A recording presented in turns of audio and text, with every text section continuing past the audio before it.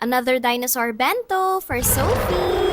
Green pala yung color ng dinosaur, kaya ito nagmash na ako ng zucchini and hinalo sa rice. Although hindi siya super green na green, pero kahit papano naman, mag-green-green naman siya ng konti. After that, nilagay ko na siya sa plate and ginamitan ko ng cling wrap to mold. Medyo hinulma ko lang ng konti para dun ko ika-cut using my dinosaur cutter. Medyo mahirap ata kung imo-mold ko ng mano-mano. After that, nilagay ko na siya dito sa baonan ni Sophie. Diyos mio, muntik pa nga masira. Pero yan, madali ko naman siya naayos ulit. After that, nilagay ko na yung eyes and yung mouth niya. Tapos yung mga markings din pala sa body niya. Hindi lang siya sobrang halata kasi since meron ngang green-green dahil doon sa zucchini. Using naman yung kalabasa para sa veggies ni Sophie. Nag-mold lang ako ng mga flowers na kalabasa. Gustong-gusto din naman niya kasi yung lasa nito. Maglalagay din pala ako ng quail eggs and para sa nest niya, ito nga yung gagamitin ko, crab stick. Ito kasi yung pinakaulam talaga ni Sophie for this bento box. Nilagay ko na nga sa loob ng baonan niya and then pinatong ko yung mga quail eggs on top. Medyo naparami lang kaya binawasan ko ng isa. Para hindi din sobrang punong-puno, 'di ba? Tapos yan, nilagyan ko ng mga markings yung egg. So parang yung dinosaur na binuo natin kanina, naglay na siya ng eggs. After that, nilagay ko na yung fruits naman niya. Kiwi pala yung nilagay ko dito since color green siya at maganda tignan. And then for the last part, naglagay na nga ako ng mga fruit picks na syempre dinosaurs yan. So sobrang hilig talaga ni Sophie sa dinosaurs, kaya ito pala, bumili na din ako ng dinosaur na utensils. And here's the result. Ito na yung dinosaur bento baon ni Sophie. For our card today, reach for the stars. Abot na abot naman niya kasi ang haba ng leeg niya, long neck nga daw. Nagpadala din pala ako ng book sa kanya, There's a Dinosaur in Your Book. For her baonan, syempre push na natin to, dinosaurs din yung baonan niya, 'di ba? Parang sasabog na puno ng dinosaurs yung baonan niya, yung bag, yung utensils at itong card. Favorite niya talaga kasi to. So ayan, pinak ko na nga yung gamit niya. Gusto niya palang malaman kung saan ko nabili itong utensils and bag niya, nasa yellow basket yan sa account ko. Syempre, hindi papahuli ang water bottle na dinosaur din. Sa mga nagfo-follow sa amin sa IG and FB, for sure, alam nyo na